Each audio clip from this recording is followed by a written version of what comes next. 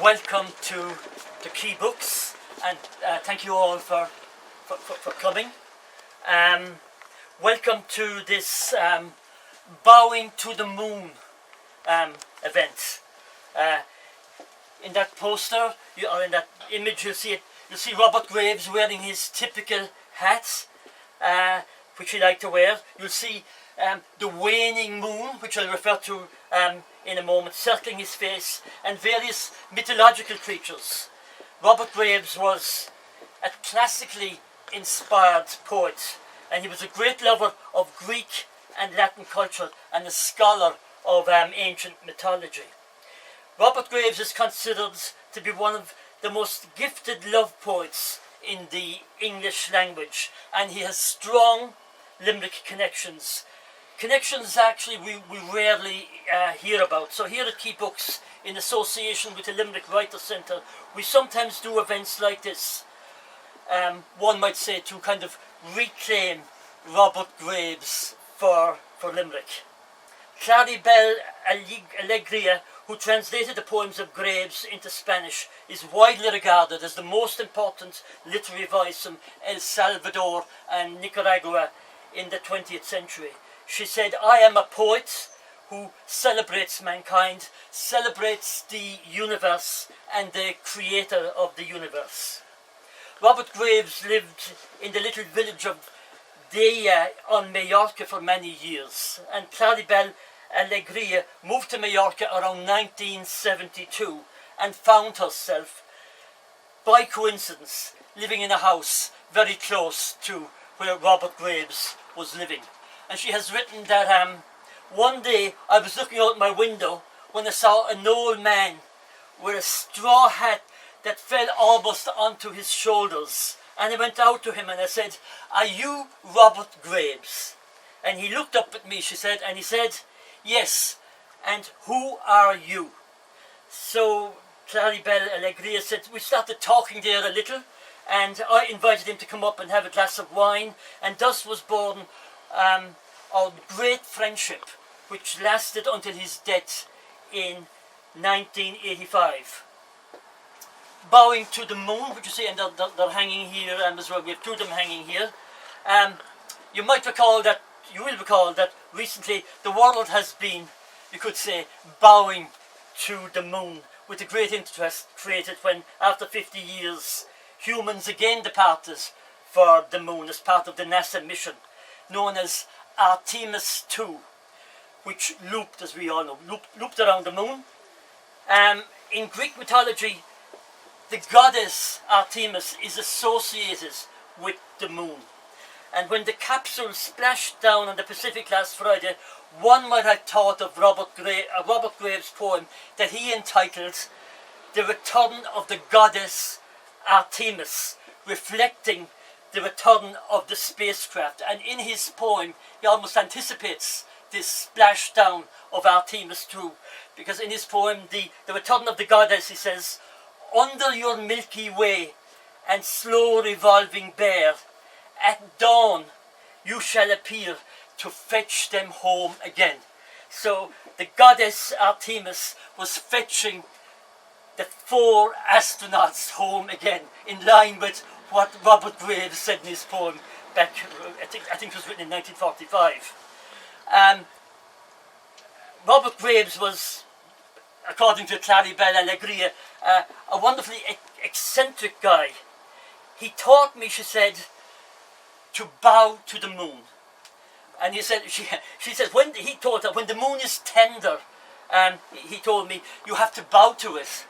But on one condition, that if you start doing it, you have to keep doing it all the time.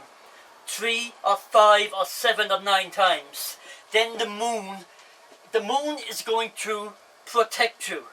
And Claribel said, I foolishly chose all 9 times, and to this day I make 9 bows to the tender moon every time I see it. So what is the tender moon? It's that thin crescent that you'll see just after the new moon or just before the new moon, low on the horizon, often at dusk and at dawn, and softly lit. And it's not Graves would say it's not harsh like the new moon. And one of the poems that will be read tonight will be the Robert Graves poem, "The Far Side of Your Moon," which of course the astronauts saw for the first time when the spacecraft circled the moon. It had not been seen before, but Robert Graves wrote about it. Wrote about it first, okay? Great connection. So now I wish to introduce our two readers for this evening. I wish to introduce Julieta Benjamin from Paraguay. I think it's wonderful to have a Latin American poet here to read the translations of Claribel Alegría, who's also a Latin American poet. And Julieta is the author of, in Spanish, La Amnesia Busca Asilo on Otra Parte. It's a collection of poems published in Paraguay in 2021, and an audio book of Julieta's poetry was released on Spotify in 2022, supported by the National Fund for Culture and Arts of Paraguay. And the book was selected by the Ministry of Education and Culture in Paraguay for its National Reading Programme in 2024. And the work is now part of the National Public Schools Library Programme in Paraguay. So we're really pleased to have Julieta with us this evening.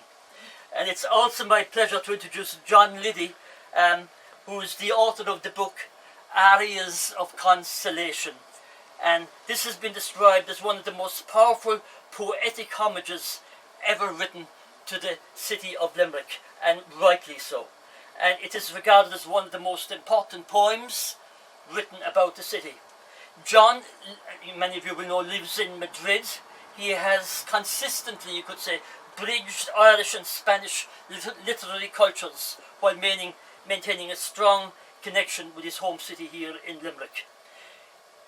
His work is significant beyond Ireland.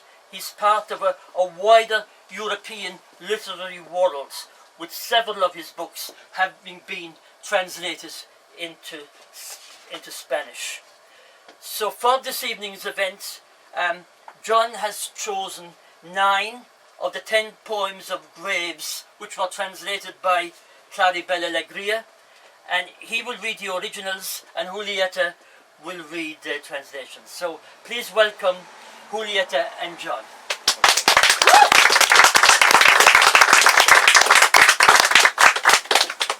It was 9 out of 100 poems. But anyway, this is the book, Cien Poemas. So it's a great book, good selection. Pat has another collection here, which is the collected poems 1965. I'm just looking at, and it's a daunting task to stand here and read 9 of Robert Graves' poems. The only thing I want to say essentially is we're not daunted by Graves in Limerick. We're used to Robert Graves, at least in my circles, we're used to Robert Graves being mentioned. So he has strong connections with Limerick, as Pat pointed out. His grandfather's buried in St Mary's Cathedral. It's a wonderful Celtic cross. It's an example of a cross that probably doesn't exist anywhere else.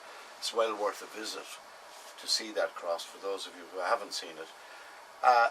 I grew up with Graves in terms of talking to poets in the White House, and one day Robert Graves visited Limerick in 1975 with John Montague and other poets. Sean Lucy, I think, was there, and Robert Graves' wife at the time.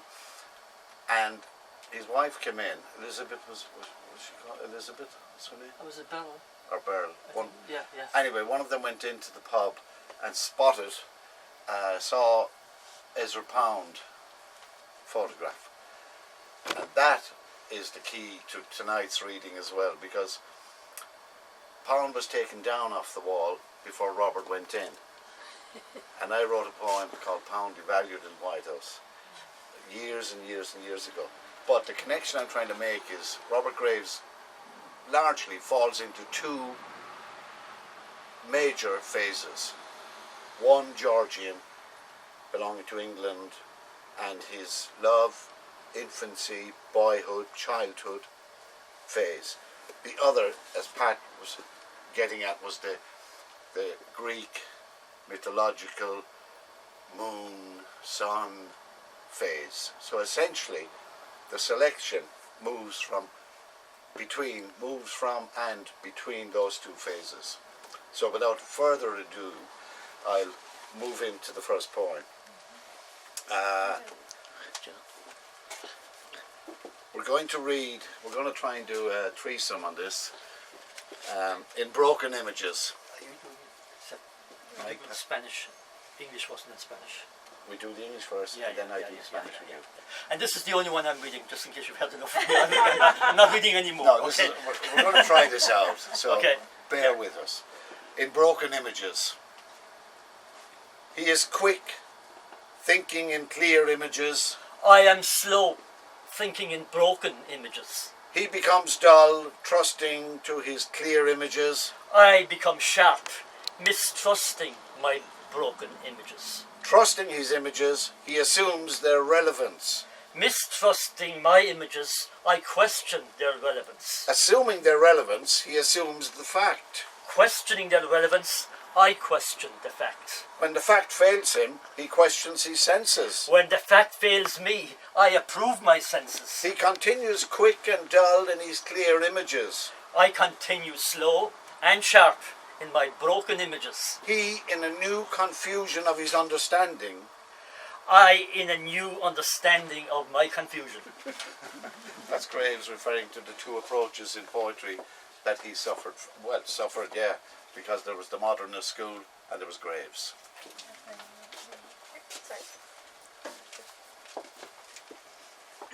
¿Tú quieres empezar o yo? Como quieres. Como quieras. Él es rápido, piensa en imágenes claras. Yo soy lento, pienso en imágenes rotas. Él se vuelve obtuso, confía en sus imágenes claras. Yo me vuelvo agudo, desconfío de mis imágenes rotas. Confiando en sus imágenes, él da por hecho su acierto. Desconfiando de mis imágenes, yo dudo de su acierto. Dando por hecho su acierto, él da por hecho el hecho. Dudando de su acierto, yo dudo del hecho. Cuando el hecho le falla, él duda de sus sentidos. Cuando el hecho me falla, yo apruebo mis sentidos. Él continúa rápido y obtuso en sus imágenes claras. Yo continúo lento y agudo en mis imágenes rotas. Él, en una nueva confusión de su entendimiento. Yo, en un nuevo entendimiento de mi confusión. Es casi perfecto. Yeah, sorry. Okay. Is the microphone on, Dominic? It is on, yeah. Just standing a little. Do we yeah. need it? We'll see. Okay. The next one is an example of Graves's early period, early phase, I would think, and his Welsh connections. Welsh incident. But that was nothing to do. I'll begin again. But that was nothing to what things came out from the sea caves of Crithiet yonder. What were they? Mermaids? Dragons? Ghosts? Nothing at all of any things like that. What were they then? All sorts of queer things. Things never seen or heard or written about. Very strange, un-Welsh, utterly peculiar things. Oh, solid enough they seemed to touch, had anyone dared it. Marvellous creation, all various shapes and sizes, and no sizes. All new, each perfectly unlike his neighbour, though all came moving slowly out together. Describe just one of them. I am unable. What were their colours? Mostly nameless colours. Colours you'd like to see, but one was puce, or perhaps more like crimson, but not purplish. Some had no colour. Tell me, had they legs? Not a leg nor foot among them that I saw, but Did these things come out in any order? What o'clock was it? What was the day of the week? Who else was present? How was the weather? I was coming to that. It was 3:30 on Easter Tuesday last. The sun was shining.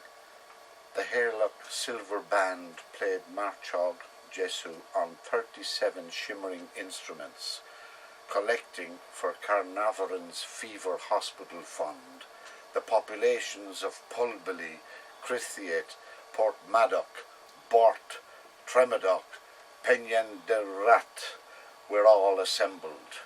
Crithiat's mayor addressed them, first in good Welsh and then in fluent English, twisting his fingers in his chain of office, welcoming the things. They came out on the sand, not keeping time to the band, moving seaward silently at a snail's pace. But at last, the most odd, indescribable thing of all, which hardly one man there could see for wonder, did something recognizably, a something. Well, what? It made a noise. A frightening noise? No. A musical noise? A noise of scuffling? No, but a very loud, respectable noise, like groaning to oneself on Sunday morning in chapel, close before the second psalm. What did the mayor do? I was coming to that. So we need to go back.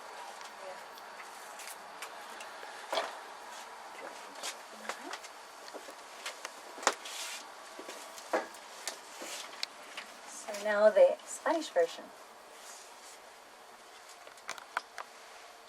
Pero eso no fue nada comparado con las cosas que salieron de las cavernas marinas, allí por Kiev. ¿Qué eran? ¿Sirenas? ¿Dragones? ¿Fantasmas? Nada parecido a esas cosas. ¿Qué eran entonces? Toda una gama de cosas raras, cosas de las que nadie ha escrito, que nunca se han visto o escuchado. Muy extrañas, nada galesas, cosas totalmente peculiares.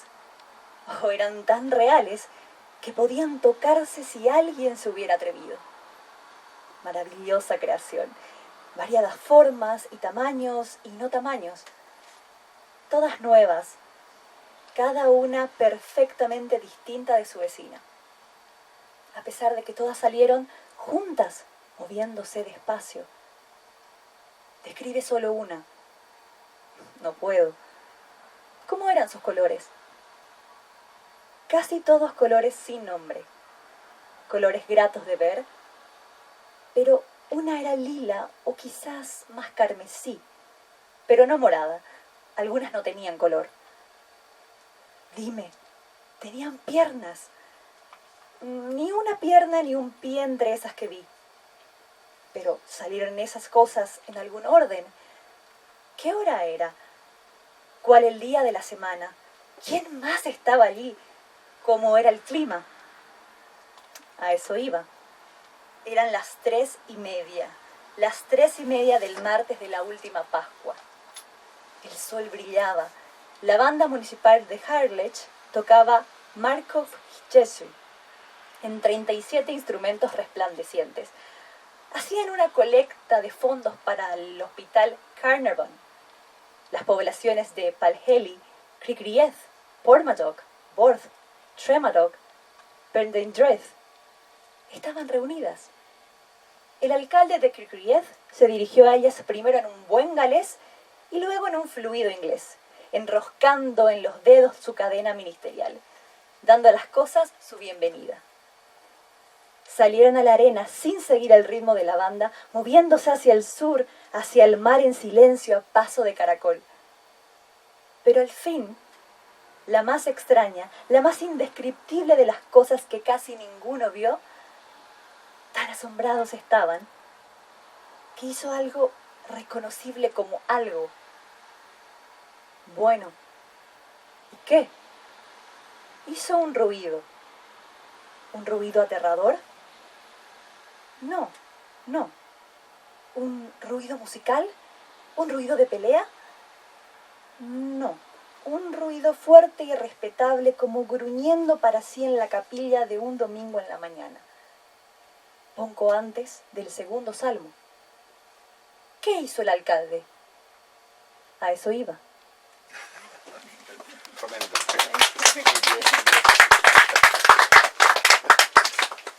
His local lore. The next one, we have lament. And we're referring here to the Tues, goddess, queen of Crete and Jupiter, one of Jupiter's moons. So Pat mentioned the moon and the importance of bowing to the moon, and I think this touches on that.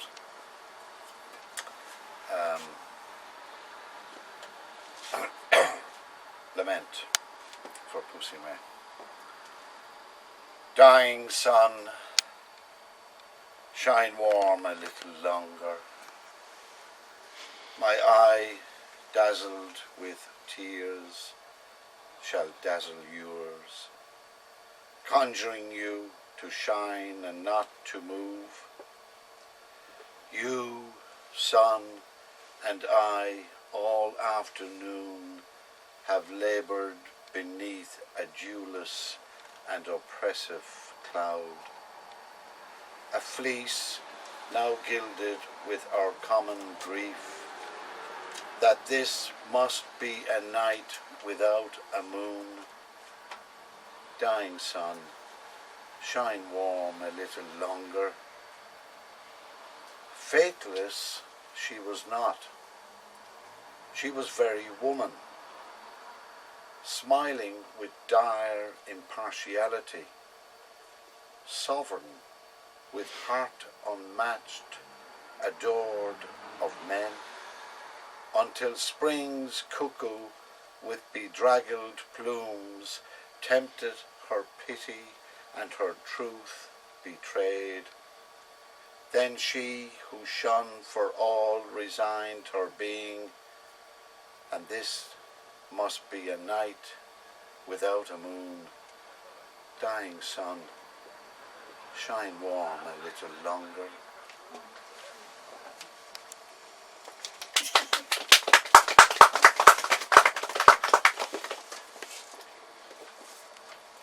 Lamento por Pasifé. Sol agonizante. Brilla tibio un poco más. Mi ojo, empañado por las lágrimas, empañará el tuyo, conjurándote a brillar y a no moverte. Tú, sol, y yo hemos trabajado todo el mediodía bajo una opresiva nube sin rocío.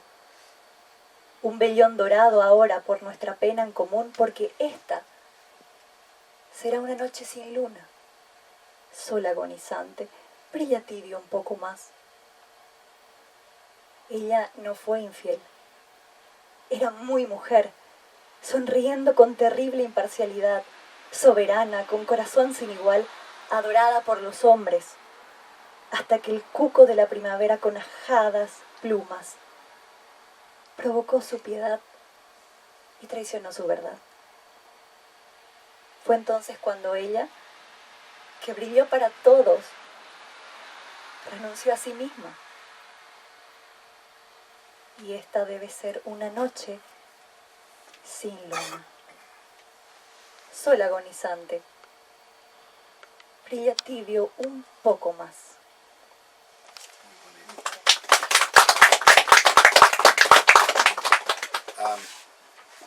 Pat mentioned about Graves's early phase of connected with love. I think he continued that connection throughout his life, but he brought the Greek mythology into his connections with love. And this is a poem about that connection. counting the beats. You, love, and I, he whispers, you and I. And if no more than only you and I, what care you or I? Counting the beats, counting the slow heartbeats, the bleeding to death of time in slow heartbeats, wakeful they lie. Cloudless day, night, and a cloudless day, yet the huge storm will burst upon their heads one day from a bitter sky. Where shall we be? She whispers. Where shall we be? When death strikes home, oh, where then shall we be, who were you and I? Not there, but here, he whispers. Only here. As we are here together, now and here, always you and I.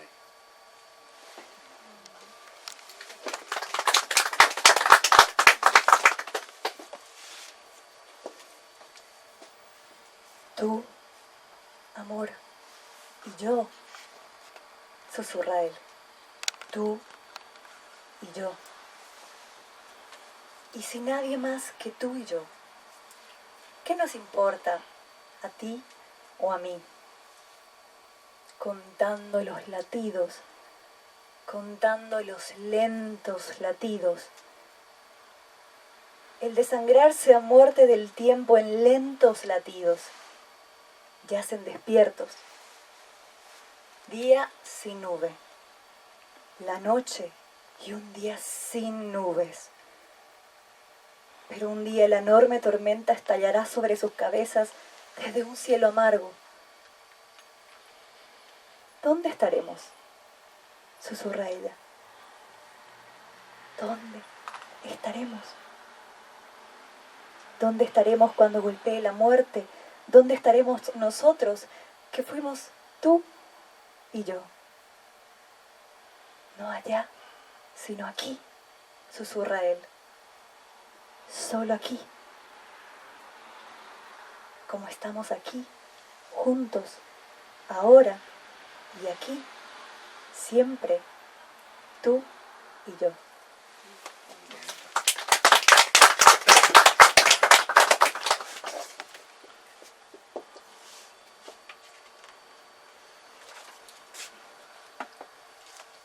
In keeping with the love line,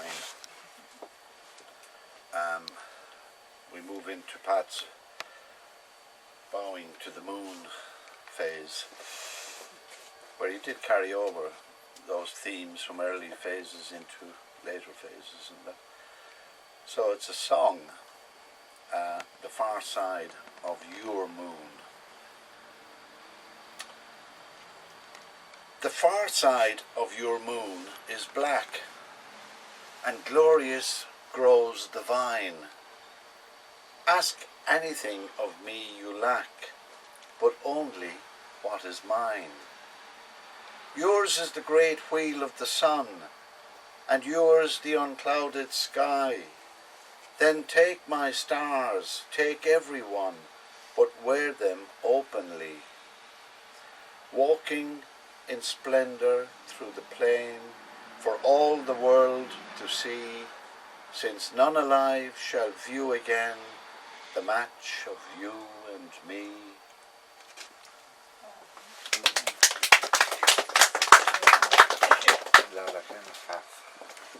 So romantic. Isn't it? He had his romantic, So romantic. phases. Everybody was like, oh. Canción La lejana faz de tu luna. La lejana faz de tu luna es negra y gloriosa crece la viña. Pídame lo mío que te falte, pero solo lo mío.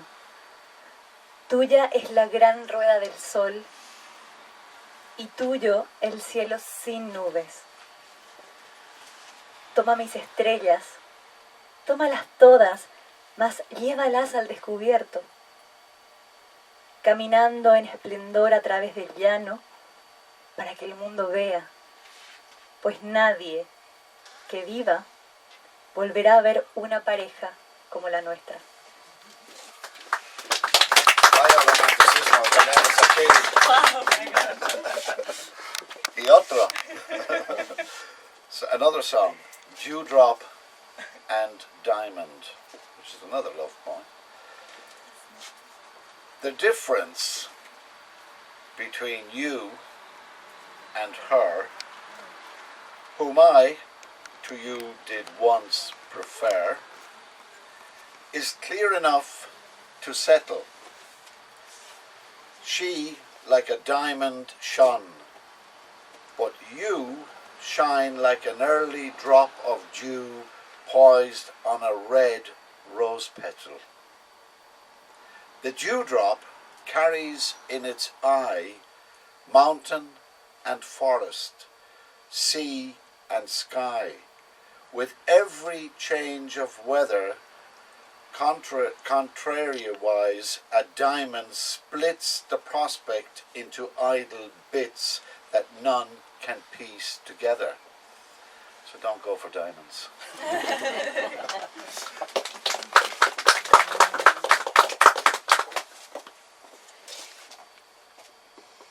La diferencia entre tú y ella, que una vez fue mi preferida, es muy fácil de aclarar. Ella brilló como un diamante, pero tú brillas como temprana gota de rocío reposando sobre el pétalo rojo de una rosa. La gota de rocío acarrea en su ojo montaña y bosque, mar y cielo, con cada vaivén del tiempo. Inversamente, el diamante rompe el panorama en inútiles pedazos que nadie puede unir de nuevo. Thank you. And now we're a bit of a change of tone here. I referred earlier on to Graves's disputes with the modernists like Pound, and so he's touching on it in this poem and explains it in his own way. And it's called Tilt. Robert Graves, the British veteran, and this is Graves writing about himself as an introduction to the poem Tilt. Robert Graves, the British veteran, is no longer in the poetic swim. He still resorts to traditional metres and rhyme, and to such outdated words as tilt, withholding his 100% approbation also from contemporary poems that favour sexual freedom, from a New York critical weekly. So Graves is quoting a review of one of his poems from the New York Critical Weekly, and this is the poem. Gone are the drab monosyllabic days when agricultural labour still was tilt, and 100% approbation, praise, and pornographic modernism filth. Yet still I stand by tilth and filth and praise. There's some poems, very kind there. Well, I just want to say that I know that the translations, they have like the goal of bring us like the most similar meaning to the original one. But with Claribel, I am just discovering a new whole universe Exactly. of the poems, because words are never the same in languages. So the title is Labranza. Robert Graves, el veterano inglés, ya no está en la corriente poética. Todavía hace uso de métrica y rimas tradicionales, y de anticuadas palabras tales como labranza, negando su aprobación total también a poemas contemporáneos que abogan por la libertad sexual, de un seminario de crítica de New York. Lejos están los grises días lacónicos, cuando cultivo del campo era aún labranza, aprobación total era alabanza y modernismo pornográfico inmundicia. Me quedo, sin embargo, con labranza, alabanza, inmundicia.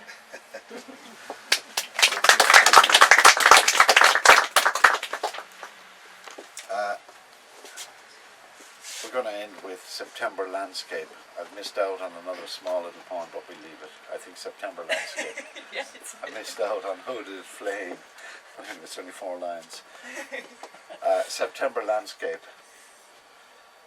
And again, he's returning to his earlier Georgian state or phase in this poem. And this is one of his very later poems. September Landscape. Olive green, sky blue, gravel brown, with a floor of tumbled locusts, and along the country lane Isabel dances, dressed in red, erect, thinking aloud, framed against sudden cloud and its bold promise of much needed rain.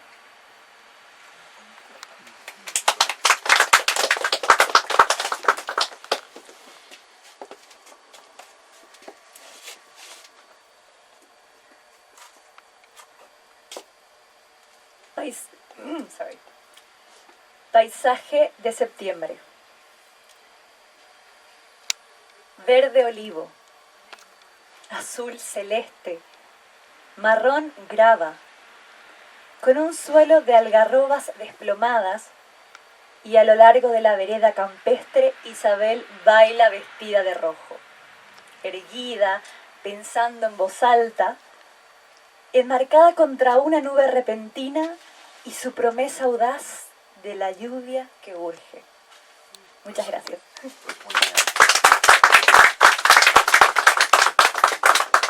Thank you very much, Julieta and John. There was great chemistry between both readers, which came out, and there was great chemistry between the poems in themselves as well.